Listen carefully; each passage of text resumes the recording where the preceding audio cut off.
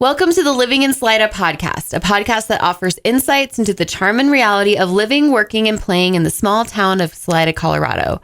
I'm your host, Monica McCarthy, a realtor that specializes in buying and selling in the Salida, Colorado area. In addition to helping people buy and sell property here, I love connecting with the wonderful people of our community, learning about their experiences in our town, and sharing these little slices of life in Salida with you. The Salida community is an important part of why many people choose to live in Salida. And with me today is someone who is actively impacting our community in a positive way, Eric Lee. Eric is the executive director of Full Circle Restorative Justice, a local nonprofit that has been serving Salida, Buena Vista, and Canon City since 2009. Their mission is to increase the health and safety of the community through restorative prevention and intervention.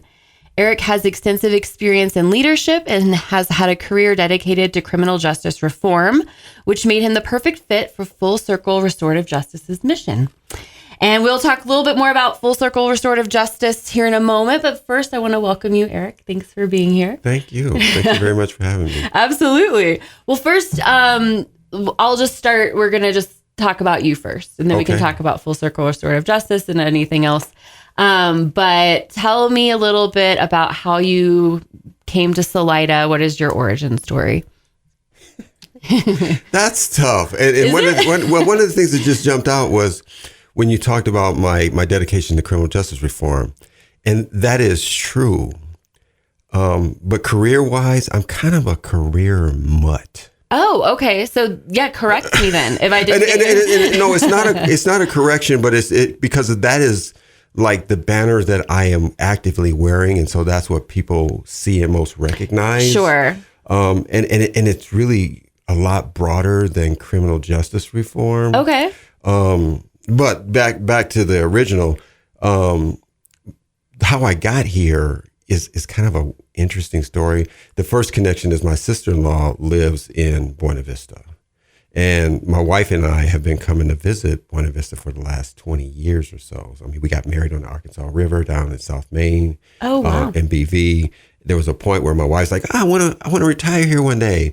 And so rewind a little bit. And, back in 2020, and my career actually began more in restaurants. I'm a retired chef, and I've owned 5 different restaurants in Boulder County, and that's where most of my leadership experience came in actually being an entrepreneur. And then I took and had a passion developed for human development because I kind of saw from where I came from, and I'm originally from Detroit in the inner city, and lots of things going on there. Able to see how I was able to elevate myself, and I took an interest in doing that for others. So I became a coach as well. I've written a few books, and so I've done a lot of things, but everything kind of came to a head in 2020 around George Floyd, Ahmaud Arbery, and Breonna Taylor. Mm-hmm. And that's when I really started getting active and reaching out, and I was able to work in a capacity with the Longmont Police Department when I lived on the Front Range, on their citizens review panel, which was basically their version of internal affairs. But in Longmont, they're fantastic in their law enforcement because they really wanted community connection and a sense of transparency with the community. And that's what that citizens review panel was about, working with internal affairs. They call it the professional standard unit in handling all complaints that were levied against the police department. And so with that, my daughter, who is a big-time social activist, recruited me to do restorative justice with the Conflict Center in Denver, where she worked at the time. And I took that on. So I began to develop this thing around criminal justice and how we were doing things then. And I was doing it from a coaching lens because by that time I had been coaching also for 5, 6, 7 years. And so the human development piece was really interesting to me, and being able to take that skill and help people in the restorative justice realm was really attractive to me. Yeah. And that's how I got into that. Okay. And then suddenly this job came up in Salida, and, my daughter's like, you need to take that job. You got a sister-in-law up there. You got, so one thing led to another. Yeah. At first, when the job came up, it was like, no, I'm good. I got to practice with this booming, and I'm getting ready to retire, and I don't, but it just kept coming back. And then my sister-in-law up here called me. He's like, Eric, you're going to move to BV. I'm like, what? There's a job in Salida. And so finally I applied for the job, talked to Ken Matthews, who was the board chair at the time of Full Circle. And it was just a fit. And after talking to him, and then since, that was going on 3 years from now, taking on this role and what we've been able to accomplish, it's like every skill, every experience, everything I had done in my life led me to do this work the way I can do it. Wow. Yeah. That's amazing. Yeah. It sounds like, so you just had multiple facets. So when you say coach, was it a life coach that you were doing? Okay. Life coach, stress relief coach, executive coaching. Yeah. Okay. And then, so you were in the Front Range for how long before? Because I know you said you were. Well, I moved from Detroit to Boulder originally in 1989. Okay. So you've been in Colorado for a while. I've been here for a long time. And it sounds like your daughter was a big positive impact on your. She is still a big. That's amazing. You got it, Dad. You got to take this job. It's funny too because our conversations once she grew up and my focus on coaching and overcoming what I had overcome, my focus was on human development and actually coaching people through and over obstacles that were in their lives and overcoming trauma, past pain, limiting self-beliefs and all those things. And I had a firm belief that coaching individuals, and that was and still is one of my passions, was the way. It was like, my daughter being social activist is just burn the system down. We got to burn it down and rebuild it. And I'm going, well, if you strengthen the individual, they can overcome these things. And it's not as important to burn it down, right? Work on this development here. And sure enough, all things are true. It's like, it's not either or. It's just that was my focus. Okay. But throughout these constant conversations, and we do have deep conversations all the time still, and collaborate on a lot of things around restorative justice. It came to, and this opportunity came for me to be able to take that self and human development piece and really work on transforming systems so that the systems work best for that. So it became a coming together of her burn the system down or transform it. And my belief of it, you really need to focus on the individual and their development to overcome these things and working on and developing the skills needed and the belief needed to overcome whatever circumstances. But if we have a system that helps do that, then what kind of beautiful world can we create then? And that's what we're working on. That's what you're working on. I love that. Well, that dovetails well into, tell us a little bit more about restorative justice. Okay. Well, Full Circle Restorative Justice. Let's talk about the organization here and our area, and then tell us a little bit about what that means. Okay, great. So, when people hear restorative justice, and one of the things that thank you so much for having me, because, part of our goal is to make sure the community understands what it is. Sure. A lot of people get a lot of things that come up when they hear restorative justice. And the most familiar realm that they think about with restorative justice is an alternative to the traditional justice system. Okay. And what it does and what we do is, and we primarily work with youth, and it's a system where youth are allowed to accept responsibility for any harm they caused, repair that harm. And if they are involved with law enforcement or the criminal justice system, then a lot of times the courts or law enforcement will dismiss that charge. Okay. Having them fulfill that repairing of harm in the restorative justice way. And there's framework that's set up to do that. There's a pretty specific framework involved in doing that. And so that's the most familiar realm that people think about it in. We also do, and really most of our work and most of our resources go towards work in schools, where we help schools develop alternative systems to punitive systems of punishment and behavioral referrals for kids or the students. And we help them set up restorative models for that. And, so as we've been talking about a reaction to something that happens. Our work has shifted in the transforming of a system in one that is about building connection, changing climate in schools so that that kids do feel more connected and a sense of belonging, and thus they are much less likely to step out and have those behavioral referrals and develop those things that lead them towards the criminal justice system in the first place. So we're really trying to work way upstream to really, combat the problem at the root and really help in human development so that these youth who are more at risk for moving down that path are much less likely to move down that path because they do have a greater sense of the great potential that every youth comes with before there's some kind of toxicity or trauma in their environment that affects that and sends them on another way. In that path. So give us some examples of what you guys, in the school you were talking about impacting the kids before it gets to the point where they're doing this bad behavior. So give us some examples of what that looks like. So, one of the things is like, okay, so and a lot of people know about restorative justice out there, and most people, when they heard about restorative justice, they think of circles. Okay. Because that's what happens in the final conference. Everybody circles up. It's back to indigenous practices of getting into a circle. Sometimes there's a centerpiece, sometimes there's a talking piece, and really connecting on a human level that's really built around trust and relationship. And that's how things are worked through. So instead of waiting for something to happen, we encourage educators to circle up just for connection. And just, when a kid is recognized and acknowledged and feels connected to that group where maybe they're pushed aside or ignored,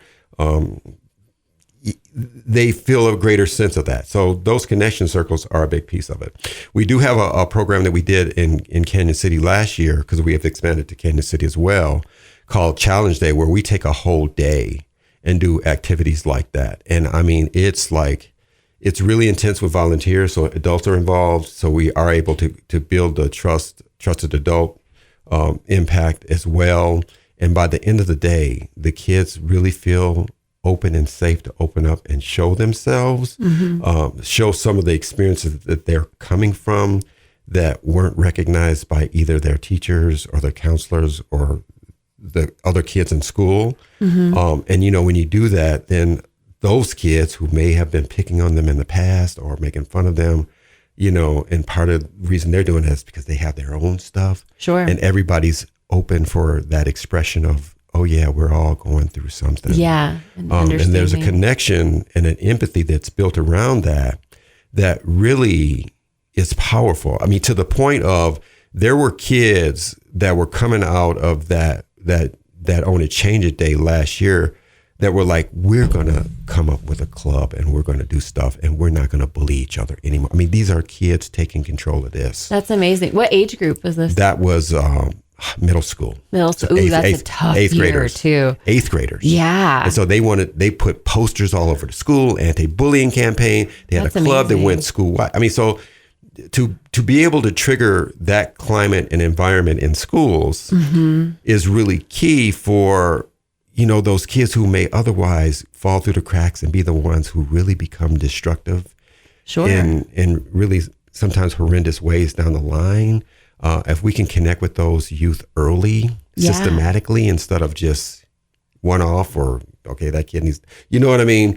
That is the work that we're trying to do. And that's an example of how we can do it. But it's something that really has to be committed to, which here, by the way, here in Salida, Superintendent Blackburn has already committed to restorative practices a long time ago. Great. So we're already there, and we're just here to help support that.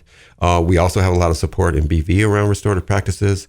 It is a little bit more reactionary in BV right now. Okay. We don't do as much as the connecting circles and things like that, but we are talking with them about doing the Own It, Change It Day as well. Okay. So we've got great buy-in in this community around transforming systems and having systems of connection for youth.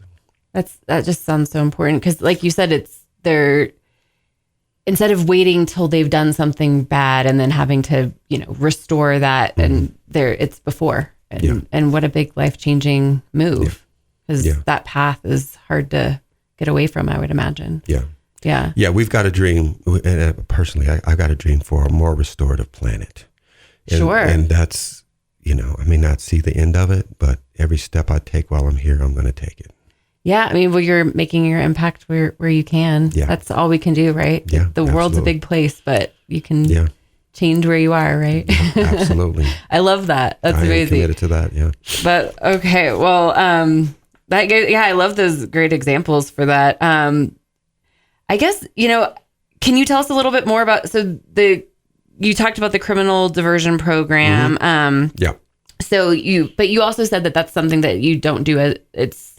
Is that just a part? It's just a part. Yeah. So, yeah. And we cannot undersell. And maybe if I undersold that before, I need to go back and not undersell it. All right. Well, let's talk about it more then. And when I said that is not as much as it's just, if you look at, the percentage of resources we spend towards schools, just because it's, 5,000 students that we're impacting compared to responding to the referrals we get from the DA's office or law enforcement is, 60 kids a year. There's just kind of a discrepancy on how much time, how much resources, how many people are involved, and that type of thing. Now, with that in mind, we started off as a restorative justice diversion-centered organization, and that's what we did. Gotcha. And we're really strong in that area, and Cindy Merchant is our diversion manager right now. And so, my first year, which was 2022, between 2022 and 23, we did 26 cases in 22, and then in 23, we jumped up to 52. 24, we did around 52 again, and we're on track this year to do about the same. So it's a lot of youth that we get to touch, just not, in the same way with the numbers we do in the schools. Sure. No, that makes sense. Yeah. Well, and that's probably good, right? Because that program is for youth that have already done something that justifies that. Yeah. Okay. Yeah. And, the goal, and I've said this in staff meetings before, and, Cindy likes it but doesn't like it, but it's like we're trying to put Cindy out of business, right? Sure. We're trying to make it so we don't need her for this work. Again, I don't know if we ever get there in my lifetime. I'm in my 60s now, so we're going to do the work, and we see impacts of the work, and we see how it's effective and all that stuff.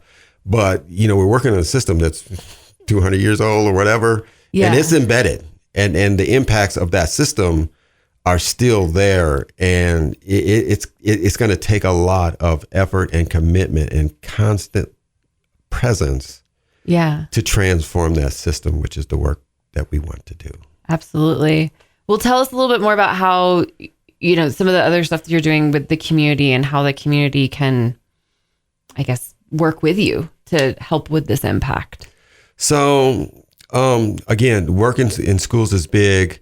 Work with diversion's big. We've also have a community service program that we operate. We just lost our manager for that, Jared, who did a great job in handling and both educating the community on what restorative justice is. Sure. Because many of your listeners and watchers might have never heard of this. Sure. And we want to fix that, right? Because, next time it might be your kid who gets the call from us saying, okay, your kid had a referral in school because this happened, and we're going through restorative justice. Okay.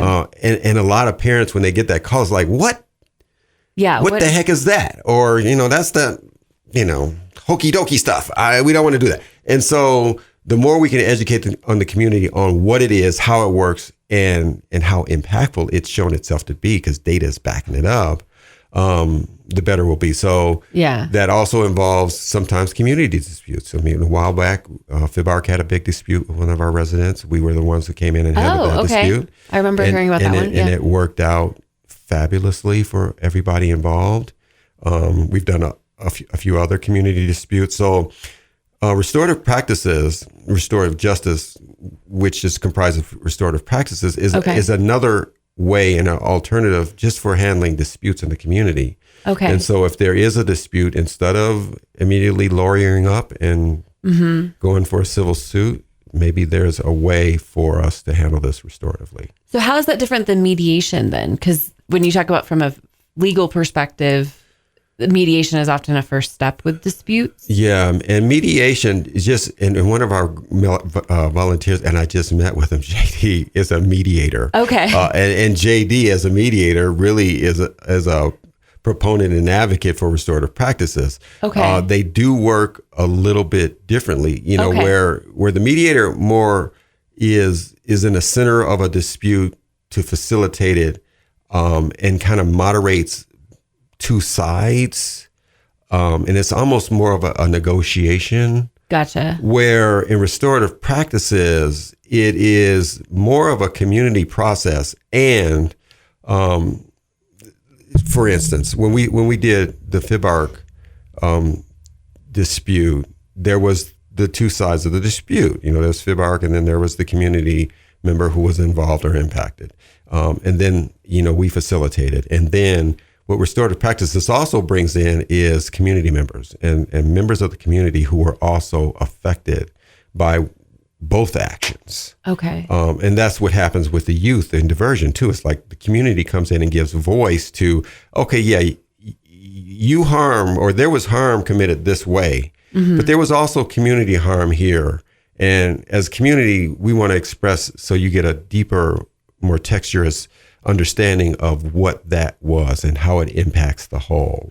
And so it really is more of a healing of the relationship that is the end than just a resolution of a dispute and a negotiated settlement, which mediation sometimes goes to that direction. Okay. I mean, the goal is towards a repairing of harm and healing of that relationship. I see. And it involves, it is more of a community process as well. Okay. Oh, I didn't realize it brought in community like that. Okay. And that's, that would be some of our volunteers or a volunteer role for, some of the processes with youth or processes for community dispute and it's appropriate to have those community members. We want community voice involved with that. And so again, especially with youth, it's like, if a youth, and we had cases where it may be a youth with destruction of property, right? Okay. Just as an example. And then, so we would have that youth who has agreed, I want to repair this harm, I want to take responsibility. And then, I facilitate with a co-facilitator. And then we say, okay, we want a couple members of the community. And usually they're trained or at least oriented around the process through us. It could be a neighbor. It could be that kid's favorite teacher or whatever. But they come in and say, okay, yeah, you harm that property, but that affects all of us because none of us like to look at that graffiti. It affects our property values when, there's destruction or some kind of thing that happens that affects all of us because none of us want to have this. And so instead of this one-on-one adversarial type situation that happens in disputes or litigation, there's the voice of the community saying, and as humans, this is the impact. And that really has shown itself to be effective in people who are going through restorative justice. And again, we work more with youth, understanding and better able to take responsibility and that influencing how they go about repairing that harm. Because, if it's those 6 people in the process, we don't move forward and it's tangible. We create a contract. I mean, you're in real estate, Sure. Contracts are everything, right? Absolutely. And so we come up with an actionable contract to repair that harm. This is not airy-fairy. It's like there's 4 to 6 action items to repair the harm that everybody in that circle has to agree on. And if one person doesn't, then we keep working until we find consensus on ways forward to repair that harm. Gotcha. Does that process tend to take a while then if you need that much weight? It depends. I've been in a process in school that was just short as 20, 25 minutes. Wow. And there's usually pre-conferences to set up and just get familiar with perspectives, explain the process, build trust and those type of things. And then the final circle or final conference, short as 20 minutes, which isn't typical. That's not the normal. Okay. Around an hour and 15, hour and a half. I've been in one here locally, as a matter of fact, it was 6 hours. Wow. So kind of depends on the people and the complexity of it, I would imagine. Yeah, and it's very individual. It's like that's the difference from punitive systems is Punitive systems tend to be prescriptive. It's like, Sure. okay, you break this law, this is what happens to you. Where in restorative justice, it's like, okay, I was harmed this way. And there's about 15 different ways that we can approach repairing that harm. Okay, so what are the strengths of that individual who caused the harm that will best and most appropriately repair this harm that makes this harm party feel satisfied? Oh, okay. So it's more relational and collaborative that way, where it is not prescriptive. I mean, we can go into a circle not knowing, and we'll brainstorm around what are some possible ways that we can approach repairing harm here. Okay. But none of those things can come up when we get to the final circle, or none of them can be accepted by the group. And it goes someplace completely different that nobody has even thought of until we actually go through, okay, why are we here? What drove you to do that? And this is how this impacted me. And this is what I have to deal with. And so all of these things kind of synthesize into, okay, yeah, the best way forward would probably be this, and this. Okay. So what's an example, just, you don't have to use a specific example, but of what would be a repair? What would be something that would be agreed upon? Because it's not what we think of as like you get X number of days in jail, or you get this fine, or you know what I mean, like what you're saying with the criminal justice system. system. The most cut and dried, and I brought up destruction of property type thing. It could be maybe a youth does go and destroy some property, or does some graffiti or something on a wall, or does something like that. Yeah. The immediately is okay. They're gonna paint over that property, or they're gonna, maybe, and a lot of our youth that are involved are affected by poverty or lack of resources, right? And so maybe they don't have the resources to pay, but then they come and cut that person's grass all summer, or agree to do whatever that is satisfactory to that harmed party to do that. I mean, it's like, we don't make this up. The parties collaborate to come up with a solution. And it has to be amenable to both of them, and that responsible party has to be able and capable of doing that. So it's kind of strength based in that way, and so that would be the approach, to find something like that. Okay. That comes up, and you find that in an instant like that, where that person has to look in the face of the person they harmed and deal with how that affected them, which people underestimate the power of that. We're like in court, sometimes that harm party's not there, or they're looking ahead and they're over there and the lawyers are in between. And it's like, it's not a human interaction where you're dealing with, I really hurt this person and I'm feeling the impacts of that. And I really want to make that right. And that's part of why it's so effective, because there really is a transformation of how that person who was responsible responds to how they affected somebody else. Yeah. And they really learn from, they're willing to take accountability, and they learn from it, and in a sense are transformed and learn the lesson in life that my actions can impact people adversely. And I really don't want to be that type of person. Absolutely. And I like that there's, other perspectives too. So they can, especially youth, it's really easy for young people to forget that there's a whole world out there. It becomes a little self-involved as we grow. And so to understand, okay, my action, I didn't just, to use the graffiti example, deface this wall that was somebody's property, but it affects their property value and, their neighbor's property value, and how we feel about our place, safety wise of our whole community. And, just broadening that lens sounds like it would be really valuable. And it comes to the fore for them. Yeah. Yeah. And then how does that affect, you kind of alluded to stats, so I'm quizzing you here without preparing you. So if you don't know off the top of your head, it's okay. But in terms of reoffense, I know that's one of the recidivism. Yeah. Thank you. Yeah. I was trying to remember that word, but so somebody who's more, basically it's supposed to help not recommit crimes. Right. So what is the data behind the effectiveness of restorative justice? So for 2 years in a row, ours was between 4% and 5% recidivism rate, where the national average is around 60. Oh goodness. Okay. Wow. Yeah.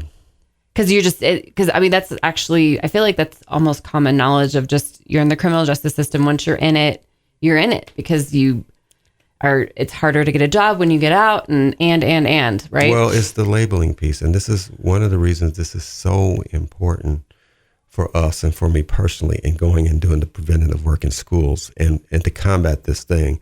And the term is labeling, right? Okay. You take a kid or youth or anybody at 14, 15, 11, whatever age it is, they have an interaction with the law.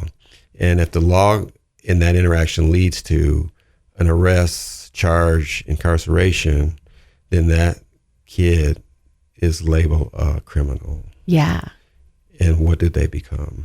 Yeah. I had a story. Jared, our community service manager, does a lot of work in the prisons. And he was talking to a kid, young man in prison. And he said, the young man was like asking, why do you even care about it? What drives you to be here helping me, right? It's like, why do I deserve this?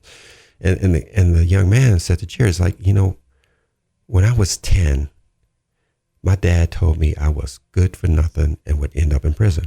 I'm 32 and I'm in prison.